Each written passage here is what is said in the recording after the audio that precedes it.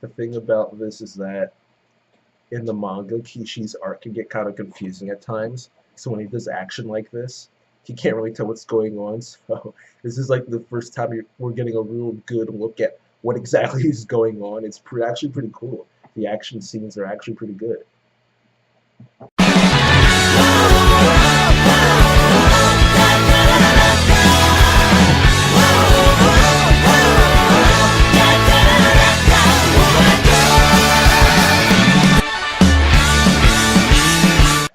Yo, you guys, this is Blacklist of the Abyss, and you're watching my review for Naruto Shippuden, episode 342, and this one was a good one. This one was pretty enjoyable.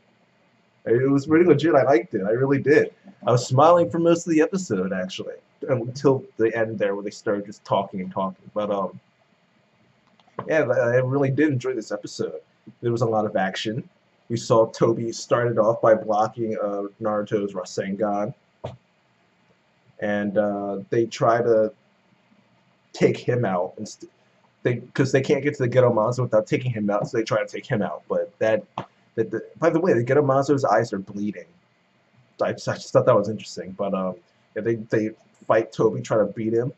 It doesn't work. Guy did some cool stuff with Twin Fang, his nunchucks. He did this one cool thing where he tried to hit Tobi. Tobi phased through, and he was about to get Guy, but then Kakashi he kicked the kunai of the nunchucks back at Tobi, so he had to phase through again. So yeah, I like the action here. I like the action. I really did. There was a moment where Kakashi tried to use Kamui to take off the Gettamazo's head, but that didn't work. Kakashi thought he knew why, but he wasn't really sure, so he just kind of ignored it. But at one point, he uses this kunai with lightning around it, and uses Kamui on that. And after that, a crack appears on Tobi's mask, and they start talking. And Kakashi kind of links the two incidents together, thinking that they're both caused by the same thing. But while they're talking and Tobi's not really doing anything, Killer B goes after the Ghetto Mazo. So Tobi uses this Uchiha barrier technique or something like that. And they decide, well, now we really can't go after the Ghetto Mazo, so we got to focus on Tobi again. And B kind of just throws him through the air. And Guy ends up getting his twin fangs absorbed, but Naruto's Rasengan ends up hitting Tobi on the shoulder. Maybe it was his right shoulder. Yeah, his right shoulder. It hits him on his right shoulder, and Kakashi explains why. He came up with this theory, tested it out, and it worked.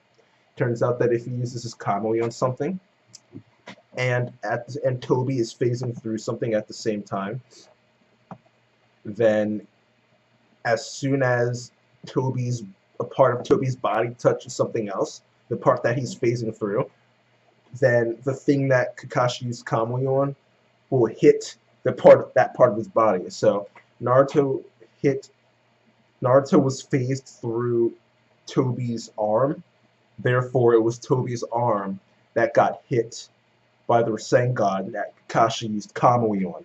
Okay? And the reason why this happens is because the time space that Kamui uses and the time space that Tobi uses are they're one and the same space.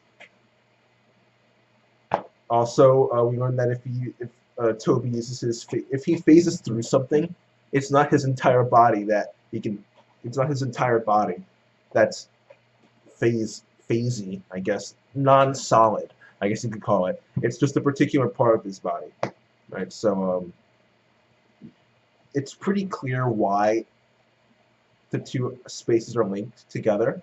So Kakashi asks him, where did you get that eye from? Where'd you get it from? And Tobi says, I got it during the war at a Hanabi Bridge or Kanabi Bridge, something like that.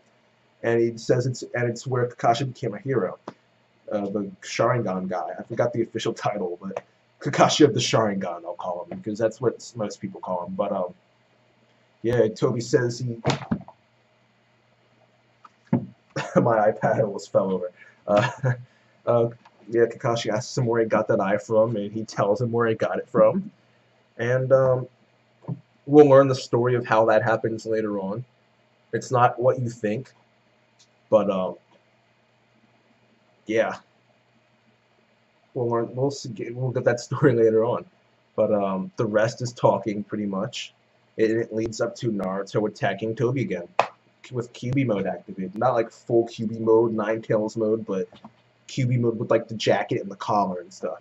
And we see in the preview that Tobi's identity gets revealed next episode. Right, so